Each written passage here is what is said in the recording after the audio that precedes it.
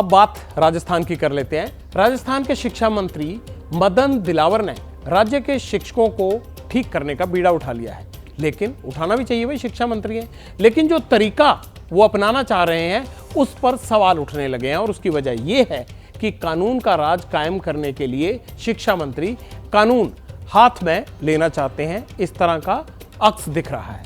क्या गलत आचरण करने वाले टीचर्स को बुलडोजर मॉडल से ठीक किया जा सकता है? आप बताइए, क्या मंत्री जी अपनी मनमर्जी से किसी के भी घर पर बुलडोजर चलवा देंगे? मैं मदन दिलावर ईश्वर की शपथ लेता हूँ कि मैं विधि द्वारा स्थापित भारत के संविधान के प्रति सच्ची श्रद्धा और निष्ठा रखूंगा।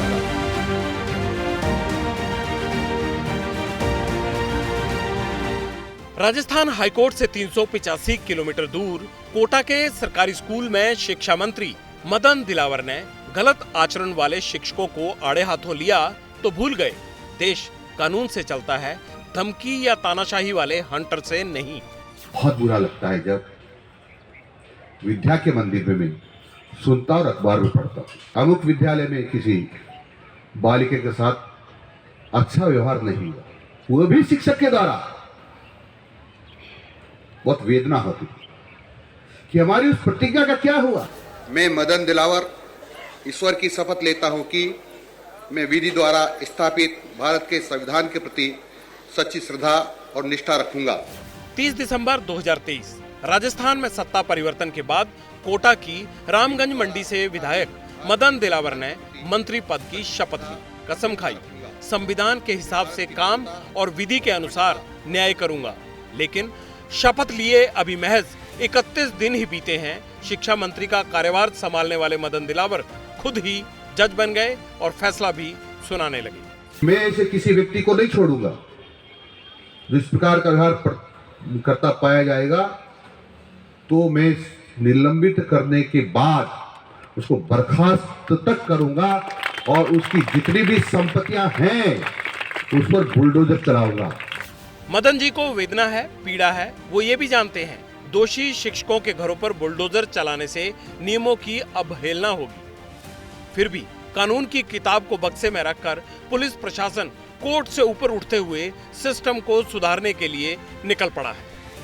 चाहे कोई नियमों की अवहेलना करने मुझे फांसी की सजा हो जाए, पर ये बर्दाश्त योग्य नहीं है। मेरे इस प्रदेश में जिस घर में नारी की पूजा होती है वहां देवता भी विचरण करते हैं। शिक्षा मंत्री मदन दिलावर को दिक्कत उन शिक्षकों से है जो महिला टीचर या स्टूडेंट्स के साथ गलत व्यवहार करते हैं। परेशानी जायज है, छेड़खानी करने वाले टीचर्स पर एक्शन भी होना चाहिए। शिक्षा मंत्री जो बार बार बुलडोजर के शब्द प्रयोग कर रहे हैं, तो ये उनका आचरण तो ठीक नहीं लगता। और निर्णय लेने के बाद ही बुलडोजर चलाया जा सकता है। ये कौन सी प्रॉपर्टी किस प्रकार की है, वैधानिक है, अवैध है या किस प्रकार की है, उसके अनुसार ही हमें कार्य करना चाहिए। बड़ा सवाल ये है कि क्या मंत्री जी खुद कानून हाथ में लेंगे? मंत्री जी को मालूम नहीं देश भय और भावनाओं से नहीं चलता। 26 जनवरी पर एक टीचर दारू पीकर डांस कर रहा था वहां परबतसर में। मैंने देर रात को उसको निलंबित कर दिया है, कर दिया कि उसको निलंबित कर। ये नहीं चलेगा, किसी कीमत पर नहीं चलेगा। और जो अधिकारी इसमें बीच बचाव में आएगा, कुछ सिफारिश करने की कोशिश करेगा या उसको हल्का लेने की कोशिश करेगा, वो भी उसमें शामिल माना जाएगा, उसके खिलाफ एक्शन होगा। पेशे से इंजीनियर रहे 64 साल के मदन दिलावर हाल ही में 18,422 वोट से विधानसभा चुनाव जीते हैं। सीएम भजनलाल ने राज्य की शिक्षा दुरुस्त करने की जिम्मेदारी उन्हें सौंप दी, लेकिन मंत्री जी तो अलग ही ट्रैक पर चल पड़े। समाज के अंदर जो शिक्षक है उसका कद बहुत बड़ा माना जाता है और उसका एक तरीके से उससे बहुत उच्च आदर्शों की अपेक्षा की जाती है। तो निश्चित रूप से एक तरीके से देखा जाए तो उनका ये सोचना मैं सही मानता हूँ कि एक शिक्षक अगर इस तरीके का कोई कृत्य करे तो उस शिक्षक को जरूर सजा मिलनी चाहिए। टीचर्स को मर्यादित आचरण का पाठ पढ़ाने वाले शिक्षा मंत्री का जजमेंटल होना कितना सही है? क्या उनको मालूम नहीं सजा देना कोर्ट का काम है, किसी भी मंत्री या पब्लिक के नुमाइंदे का नहीं। शिक्षा मंत्री जी को सबसे पहले सुनिश्चित करना चाहिए कि दुष्कर्म का कोई आरोपी शिक्षा जगत में ना हो। स्कूल में स्कूल के बच्चों के साथ या स्कूल की शिक्षिकाओं के साथ और पढ़ाई के जो संस्थान है वहाँ पे ये रोक हो और ऐसा सरकार का इकबाल हो कि इस तरह का काम ना हो। और सबसे बड़ी बात यह है कि आरोपी होना और आरोप साबित होने में भी फ़र्क होता है। और भारतीय जनता पार्टी की सरकार में हमने ये देखा कि सिर्फ घोषणाएं होती हैं। सियासी पारा बढ़ा तो मंत्री जी बैकफुट पर भी आ गए। अब वैध अवैध का फर्क समझा रहे हैं।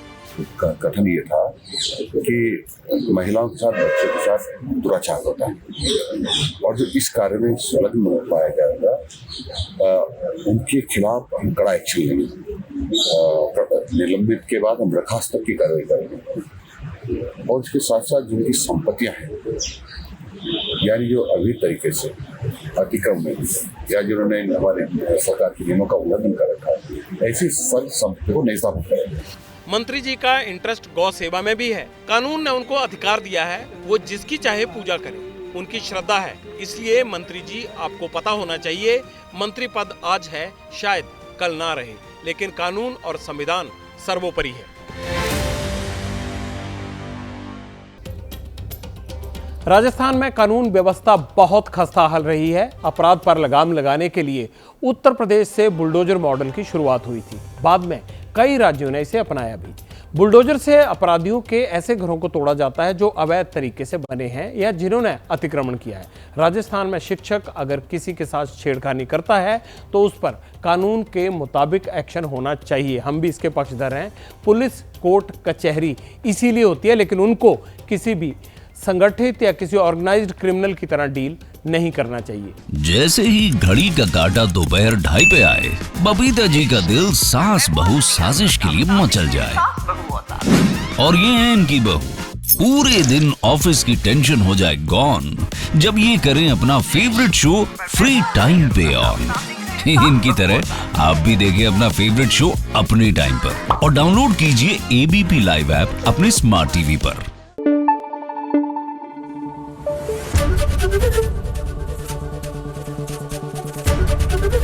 ABP न्यूज आपको रखे आगे।